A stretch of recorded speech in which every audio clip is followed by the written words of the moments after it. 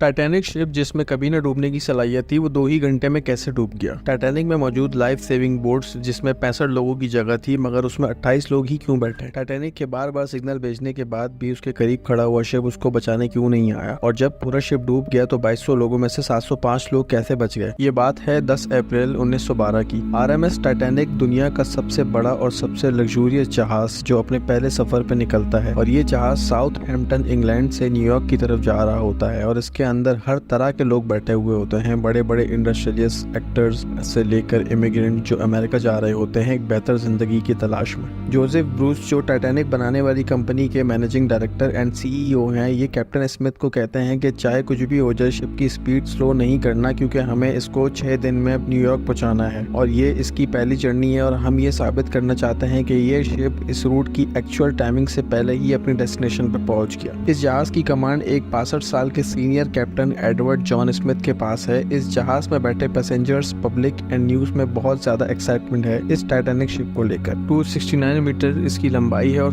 53 metre इसकी ऊंचाई है और ये उस वक्त की दुनिया की सबसे बड़ी अनसिंकेबल शिप है। और उस वक्त इस शिप को बनाने की कॉस्ट $7.5 मिलियन आई थी, जो कि आज के हिसाब से तकरीबन $400 मिलियन के बराबर है। अब ये शिप 1200 दिनों में तैयार किया गया और इस शिप को बनाने वाली जो कंपनी है उसका नाम वाइड स्टार लाइन है। शिप के अंदर की डेकोरेशन और फैसिलिटीज किसी 5 स्टार होटल से कम नहीं थी। Stained glass windows, ornate wood panelling, grand staircase से लेकर heated swimming pool, Turkish bath, electric bath, gym, squash court और 4 रेस्टोरेंट्स, 2 बार्बर शॉप्स और 1 लाइब्रेरी थी। अब जब इस शिप का सफर शुरू हो जाता है तो ठीक 2 दिन बाद 12 अप्रैल 1912 को इस शिप को आइस वार्निंग्स मिलना शुरू हो जाती हैं, मगर वो शिप की स्पीड को स्लो नहीं करता क्योंकि इसको वक्त से पहले जो है वो न्यूयॉर्क पहुंचना होता है। अब यहाँ पे टाइटैनिक जो है वो 40 किलोमीटर पर आवर की स्पीड से ट्रेवल कर रहा होता है और फिर उसके ठीक 2 दिन बाद 14 अप्रैल 1912 को टाइटैनिक को 7 वार्निंग्स रिसीव होती हैं आइसबर्ग्स की। इस रात एक खास बात ये थी कि इस रात चांद नजर नहीं आ रहा था, तो समंदर में मून लाइट ना होने के बिल्कुल बराबर थी और विजिबिलिटी भी काफी कम थी। अब यहाँ पे शिप में एक क्रू नेस्ट भी होता है जिसमें बैठा हुआ बंदा ये चेक करता है कि समंदर में दूर कोई हर्डल, कोई जो है वो आइसबर्ग वगैरह, कोई ऐसी ट्रैफिक वगैरह तो नहीं आ रहा कि हमें शिप को मोड़ना पड़े। अच्छा, यहाँ पे इस बंदे के पास कोई दूरबीन वगैरह कुछ नहीं होती कि वो दूर तक इसको देख सके और देख के ये सिग्नल दे सके कि भाई कोई चीज आ रही है। लिहाजा वो बैठा हुआ होता है। काफी ज्यादा सर्दी होती है उस वक्त और जब ज्यादा ठंड होती है उस वक्त तो जाहिर सी बात है विजिबिलिटी भी काफी जो है ना वो अफेक्ट होती है, क्योंकि आंखों से आंसू आना और इस तरह की चीजें फेस करनी पड़ती हैं वहाँ बैठे हुए बंदे को। अब टाइम होता है 11:40 का। फ्रेडरिक फ्लीट नाम के ये बंदा जो क्रू नेस्ट में बैठा हुआ होता है, इसको एक आइसबर्ग नजर आता है और ये आइसबर्ग इतना बड़ा होता है कि ये एक फुटबॉल फील्ड के बराबर होता है। तो ये 3 बार बेल बजा के नीचे के तमाम क्रू को जो है वो अलर्ट करता है कि भाई शिप के सामने एक आइसबर्ग आ रहा है, लिहाजा इसको जल्दी से मोड़ो। तो फर्स्ट ऑफिसर विलियम जो है वो इसकी इंस्ट्रक्शन को सुनते ही इंजन रूम को मैसेज देते हैं कि टाइटैनिक को लेफ्ट डायरेक्शन पे मोड़ो, मगर वो क्रू इतना जो है वो पैनिक में आ जाता है कि वो लेफ्ट पे मोड़ने के बजाय राइट पे मोड़ देता है और जब राइट पे मोड़ता है तो ये जो है वो उस आइसबर्ग के बहुत पास में आ जाता है और उसके बाद टाइटैनिक का जो फ्रंट हिस्सा होता है यानी कि फ्रंट राइट वाला जो हिस्सा होता है उससे ये आइसबर्ग टकरा जाता है। अब यहाँ पे होता ये है कि जैसे ये टकराता है तो टाइटैनिक की बॉडी के ऊपर जो रिबिट्स लगी हुई होती हैं वो स्टील की नहीं होती बल्कि वो कास्ट आयरन की होती है और कास्ट आयरन की रिबिट्स जो है वो काफी नरम होती हैं, तो वो इतना प्रेशर बर्दाश्त नहीं कर पाती। तो होता ये है कि जैसे ही ये आइसबर्ग उससे टकराता है तो उसकी सारी रिबिट्स जो है वो खुल जाती हैं प्रेशर की वजह से। और टाइटैनिक के जो नीचे वाला हिस्सा होता है उसमें 16 वाटर टाइट कंपार्टमेंट्स होते हैं जिसमें से 6 कंपार्टमेंट जो हैं वो खुल जाते हैं और इनमें पानी पड़ना शुरू हो जाता है और इसका मतलब ये होता है कि टाइटैनिक शिप अब जो है वो डूबने से नहीं बच सकता। अब इस वक्त शिप में काफी हलचल मच जाती है और यहाँ कुछ लोग ऐसे भी होते हैं जो ये सोच रहे होते हैं कि यार ये तो एक अनसिंकेबल शिप है जो कि कभी नहीं डूबेगा। उसके बाद एडवर्ड स्मिथ जो कि ये शिप के कैप्टन है, ये शिप की कंडीशन को चेक करने के लिए जाते हैं और ये देखते हैं कि ये इसके मैप के हिसाब से अगर ये 6 कंपार्टमेंट्स में पानी भर गया है तो अब इस शिप का क्या हो सकता है। तो जब इसकी पूरी सिचुएशन को वो गो थ्रू करते हैं तो उनको ये अंदाजा हो जाता है कि भाई अब ये शिप जो है वो जो है ना डूबने के बिल्कुल करीब पहुंच गया। तो लिहाजा उसके बाद वो ये करते हैं कि अपने senior radio operator Jack Phillips जो कि इनका नाम होता है, और ये बंदा जो है इसको ये कमांड देते हैं कि भाई फटाफट जो है वो रेडियो सिग्नल्स भेजो, जो भी कोई आसपास शिप होगा तो वो हमें आके बचा लेगा। तो ये डिस्ट्रेस सिग्नल कहलाया जाता है। और जो जैक फिलिप्स हैं वो फौरन जो है वो रेडियो पे बैठ के ये सिग्नल जो है ना वो देना शुरू कर देते हैं। मुस्तकिल वो सिग्नल दे रहे होते हैं कि आसपास का कोई भी शिप हो जो उसको कैच कर ले। तो काफ़ी पैनिक वाली सिचुएशन होती है यहाँ पे। तो ये सिग्नल भेजने की वजह से एक फ़ायदा ये होता है कि उसके ठीक 20 मिनट बाद RMS कारपेथिया एक जहाज़ होता है जो कि इस सिग्नल को कैच कर लेता है, और इनकी रेडियो पे कम्युनिकेशन होती है कि भाई ये शिप जो है वो डूब रहा है, लिहाजा में आके बचाओ। तो ये इसके सिग्नल को जो है ना वो कैच कर लेते हैं, और जो RMS कारपेथिया जो शिप है ये इसकी डायरेक्शन को जो है वो टाइटैनिक की तरफ मोड़ देते हैं। तकरीबन 107 किलोमीटर जो है ये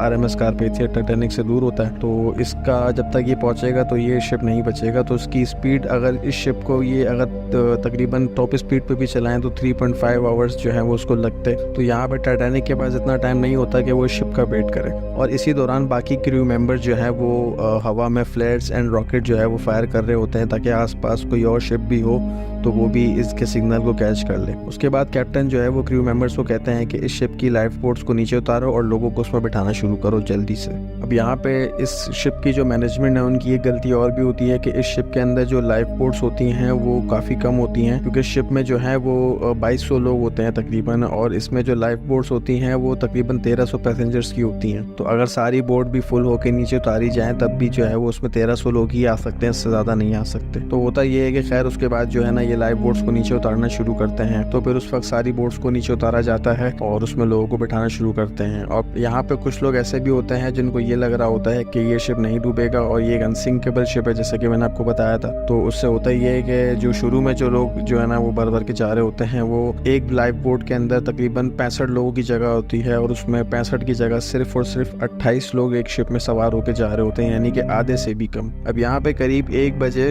जहाज के 10 कंपार्टमेंट्स में पानी भर गया और यहाँ जहाज एक तरफ से पूरा पानी में डूब गया, और अब लोगों में काफी अफरा तफरी मच गई। और फिर इसी दौरान बाकी लाइफ बोट्स भी पानी में उतारी जा रही थी, और उसके बाद ठीक 2:05 पे आखिरी लाइफ बोट टाइटैनिक से समंदर में उतारी जाती है। और यहाँ पे अब तक लाइफ बोट्स के थ्रू 705 लोग बच के निकल जाते हैं, मगर अभी भी जहाज में 1500 लोग मौजूद होते हैं। और फिर ठीक 2:20 पे टाइटैनिक बीच में से टूट जाता है, और फिर एक कभी न डूबने वाला जहाज सिर्फ और सिर्फ 2 घंटों में पूरा का पूरा समंदर में डूब जाता है। अब यहाँ जो बाकी 1500 लोग शिप में मौजूद थे वो या तो समंदर में डूब जाते हैं, और जिन लोगों को स्विमिंग आती है वो हाइपोथर्मिया की वजह से जिंदा नहीं बच सकते, क्योंकि ये अटलांटिक ओशन का ऐसा पार्ट होता है जहाँ का पानी जो है वो -2 डिग्री सेल्सियस होता है, और ये इतना ठंडा होता है कि अगर कोई इंसान पानी में कूद भी जाए स्विमिंग करने के लिए तो उसकी कुछ ही मिनटों बाद मौत हो जाती है। अब शिप के जो मेन कैप्टन होते हैं एडवर्ड स्मिथ, जो कि जो है वो मुस्तकिल जो है वो लोगों की जान बचाने में अपना किरदार अदा कर रहे होते हैं। ये बिल्कुल एक लास्ट आदमी होते हैं जो कि टाइटैनिक में रह जाते हैं आखिरी लाइफ बोट की रवानगी के बाद, मगर ये किसी लाइफ बोट में नहीं बैठते, और ये जब टाइटैनिक डूबता है तो ये भी उसी के साथ जो है वो डूब जाता है। अब वो जहाज जिसका मैंने आपको बताया था जो टाइटैनिक को बचाने आ रहा था, जिसको इन्होंने काफी मुश्किलों से सिग्नल जो है वो पहुंचाया था, जिसका नाम RMS कारपेथिया था, वो 4 बजे के करीब इस शिप की लोकेशन पे पहुंचता है और देखता है कि लोगों की डेड बॉडीज जो है वो समंदर के ऊपर फ्लोट कर रही होती हैं। तो उसको पहुंचने में काफी देर हो जाती है। अब मगर यहाँ पे एक हैरानकुन बात यह है कि जब टाइटैनिक डूब रहा होता है इस वक्त एक जहाज और भी होता है जो टाइटैनिक से सिर्फ 35 किलोमीटर दूर होता है। ये जहाज टाइटैनिक को बचा भी सकता था अगर इस जहाज का रेडियो सिग्नल सिस्टम ऑफ नहीं होता। ये जहाज है SS कैलिफोर्निया, और यही वो शिप होता है जो टाइटैनिक को डूबने से ठीक 1 घंटे पहले मैसेज देता है कि आगे जो है वो काफी सारे आइसबर्ग्स हैं, तो लिहाजा be careful and watch out. तो ये मैसेज दे के इस शिप ने अपना रेडियो सिग्नल सिस्टम ऑफ कर दिया, और ये शिप जो है वो समंदर में आगे बढ़ने के बजाय जो है वो समंदर में ही स्टे करने का फैसला करता है, क्योंकि उस वक्त समंदर की जो विजिबिलिटी होती है वो भी काफी जो है वो कम होती है, और उसके अलावा जो है समंदर में काफी सारे आइसबर्ग्स और जो है वो तूफान का भी खतरा होता है। अब इस शिप में मौजूद जो क्रू मेंबर्स होते हैं उन्होंने टाइटैनिक में से फायर हुए हुए रॉकेट्स और फ्लेयर्स को देखा होता है, तो इसके जो क्रू मेंबर्स हैं वो फौरन से अपने कैप्टन के पास जाते हैं जिसका नाम स्टैनली लॉर्ड होता है, और वो उनको बताते हैं कि भाई टाइटैनिक से हमने जो है वो रॉकेट्स और जो है वो फ्लेयर्स को फायर होते हुए देखा है, तो ये कोई डिस्ट्रेस सिग्नल तो नहीं है, अगर ये है तो फिर हमें उसकी तरफ चलना चाहिए उनकी जान बचाने के लिए। और उस वक्त इनके जो कैप्टन होते हैं वो ये कहते हैं कि भाई टाइटैनिक के अंदर जो है वो सारे बड़े लोग सफर कर रहे होते हैं, लिहाजा हो सकता है कि उसमें कोई पार्टी वगैरह हो रही हो, तो ये कोई इतनी बड़ी बात नहीं है, बिल्कुल आम सी बात है, और ये बोल के वो उसको इग्नोर कर देते हैं। उसके बाद टाइटैनिक के इस वाकये के होने के बाद जो ये शिप के जो ये कैप्टन होते हैं इनको काफ़ी ज़्यादा ब्लेम किया जाता है कि अगर ये इस वार्निंग को सीरियस ले लेते तो आज टाइटैनिक के बहुत सारे जो है वो लोग बच जाते।